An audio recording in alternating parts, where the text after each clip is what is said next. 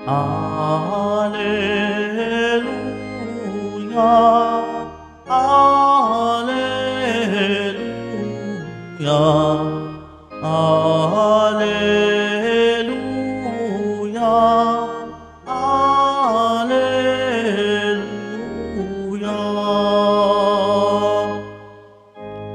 Ang Diyos ay maghahari na, talikdan ang tanang sala, manalig sa balita niya. Alleluia, alleluia, alleluia, alleluia.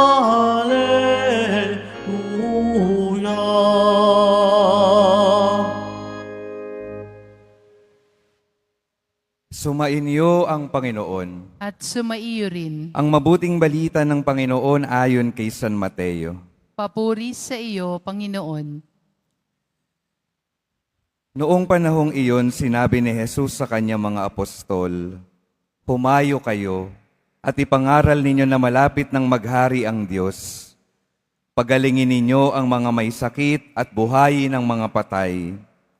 Pagalingin ninyo ang mga ketongin at palayasin ang mga demonyo.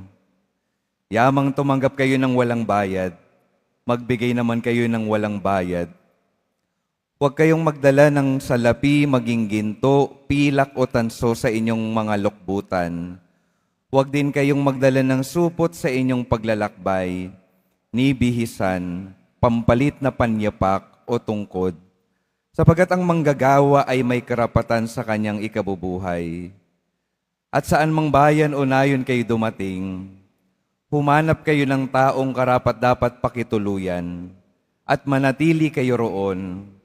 Habang kayo'y nasa lugar na iyon, pagpasok ninyo sa bahay, sabihin ninyo, maghari nawa ang kapayapaan sa bahay na ito. Kung karapat-dapat ang mga tao sa bahay na iyon, panatilihin ninyo sa kanila ang inyong bati. Ngunit kung hindi, bawiin ninyo ito. At kung ayaw kayong tanggapin o pakinggan sa isang tahanan o bayan, umalis kayo roon at ipagpag ang alikabok ng inyong mga paa. Sinasabi ko sa inyo na sa araw ng paghuhukom, ay higit na mabigat ang ipaparusa sa mga tao sa bayang yaon, kaysa dinanas sa mga taga-Sodoma at taga-Gomora.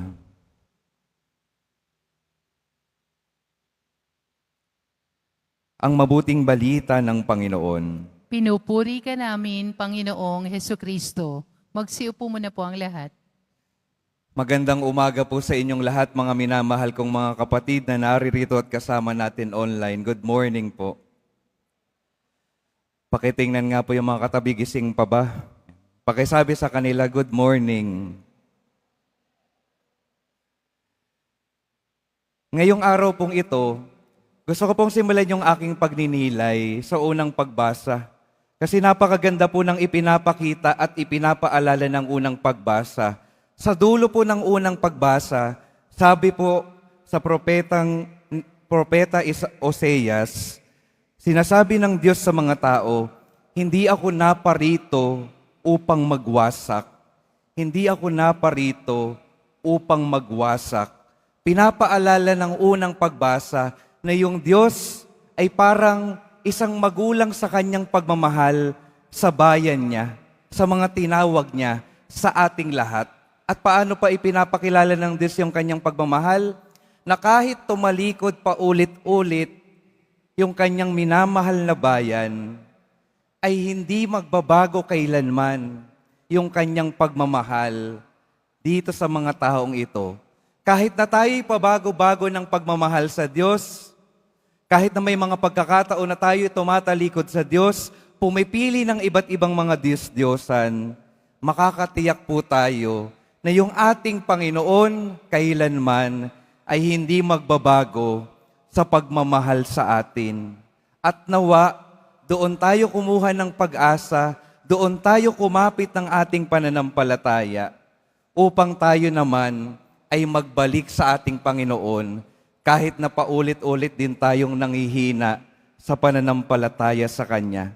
Alam niyo po, sa buhay ni Propeta Oseas, pinapakita ng kanyang pagpapahayag at ng kanyang buhay yung dakilang pagmamahal ng Diyos sa bawat isa sa atin. Alam niyo po, isa pang imagery, isa pa pong imahe na magandang tingnan upang mas maintindihan pa natin yung tapat na pagmamahal ng Diyos na ito sa bayan ng Israel at sa atin ay sa pamamagitan po nitong kwentong ito. Nung ako po'y seminarista pa, meron kaming subject tungkol sa kumpisalan. Kinuwento po nung pari sa amin, sabi niya, minsan daw sa kanyang parokya ay mayroon siyang tagalingkod. Ang tawag po sa tagalingkod na iyon ay MBG. Yung MBG po, Mother Butlers Guild. Ginagawa po ng MBG, nag-aayos ng mga gamitin sa misa, ng mga damit ng pari.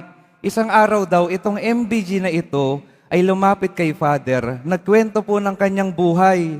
Alam niyo po yung kinuwento niya, Father, alam niyo po, may napakasakit po kong karanasan sa buhay. Ano iyon? Tanong ni Father. Sabi niya, sabi ng MBG, alam niyo, Father, dumating po sa punto ng buhay ko na yung aking asawa ay sumakabilang bahay.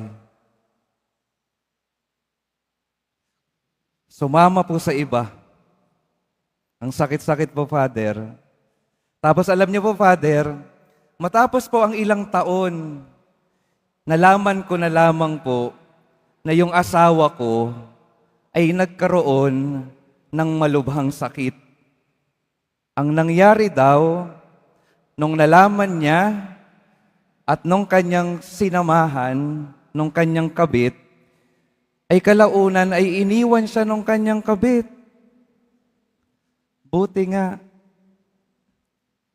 Pero nung nalaman ng MBG na ito, alam niyo po kung ano yung ginawa? Na lamang naiwan, na lamang may malubhang sakit, kahit ganoon yung ginawa na pananakit sa kanya, yung MBG na iyon, tinanggap, kinupkup, inalagaan, hanggang yung kanyang asawang minsang sumakabilang bahay, ay sumakabilang buhay. Ang tanong niya kay Father, Father, okay na ako doon sa nangyaring iyon. Alam niyo po kung ano yung masakit sa ngayon? Naririnig ko po yung iba ko pong kapwa lingkod sa simbahan. Alam niyo po yung sinasabi sa akin, ang tanga-tanga naman niya. Iniwan na, niloko na. Inalagaan pa rin, tinanggap pa rin, minahal pa rin. Kaya Father, ang tanong ko, isa po bang katangahan na magmahal katulad ng ating Panginoong Jesus Nazareno?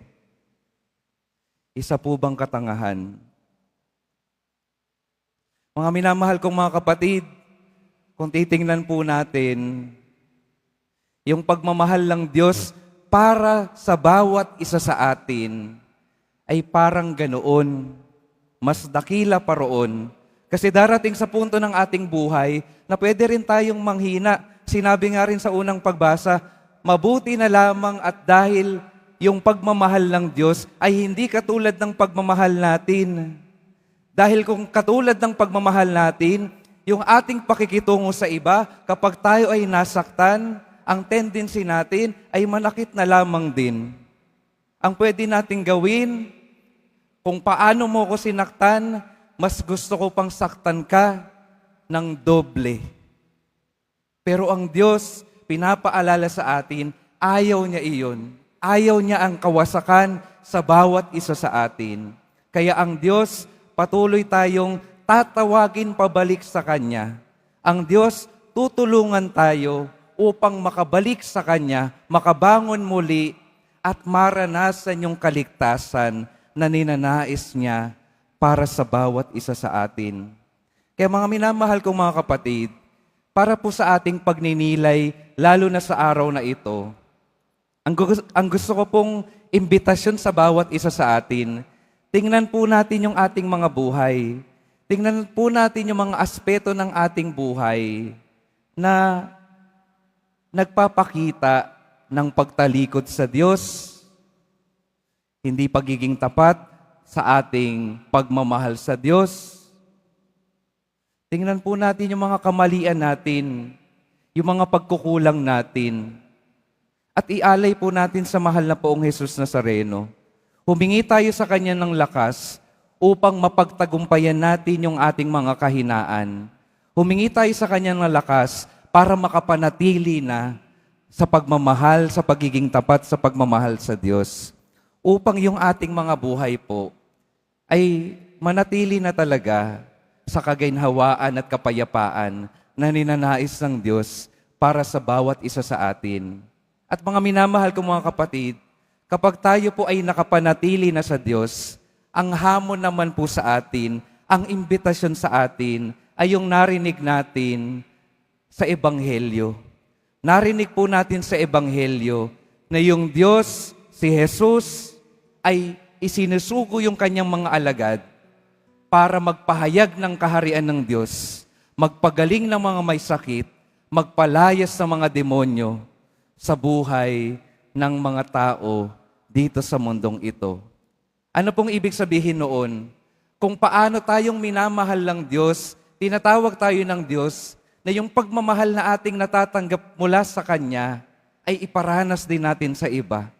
Upang yung ating mga kapatid, mga kapwa na naliligaw, nasa kadiliman, tumatalikod pa sa Diyos, sa pamamagitan ng ating paglilingkod, ay makabalik din. Sa pamamagitan ng ating paglilingkod, maalala din nila na sila ay minamahal ng Diyos, kahit na kung minsan sa tingin nila, hindi sila karapat-dapat. Ano pong ibig sabihin nito? Patuloy tayong maging muka, maging instrumento ng pagtawag ng Diyos, ng pagmamahal ng Diyos, upang bilang isang malaking pamilya ng Diyos, patuloy tayong mag-aakayan patungo sa buhay na walang hanggan. Kaya mga minamahal kong mga kapatid, sa araw na ito, napakahalaga, alalahanin po natin, yung pag-ibig ng Diyos kailanman hindi magbabago, kahit na tayo ay magpabago-bago ng pagmamahal sa Kanya. Nawa, yung pagkilala sa pag-ibig na tapat na ito ay magtulak sa atin upang talikuran na ang mga bagay na nagpapalayo sa atin sa Poong Jesus Nazareno. Yung pagkilala sa tapat na pag-ibig na ito ay magpanatili at magpalago sa atin sa pagmamahal sa Kanya. At yung pagkilala sa pag-ibig ng Diyos na ito ay bigyan tayo ng sapat na inspirasyon at lakas upang sa ating buhay, tayo ay maging tunay na instrumento ng pagmamahal ng Diyos dito sa mundong ito. Amen.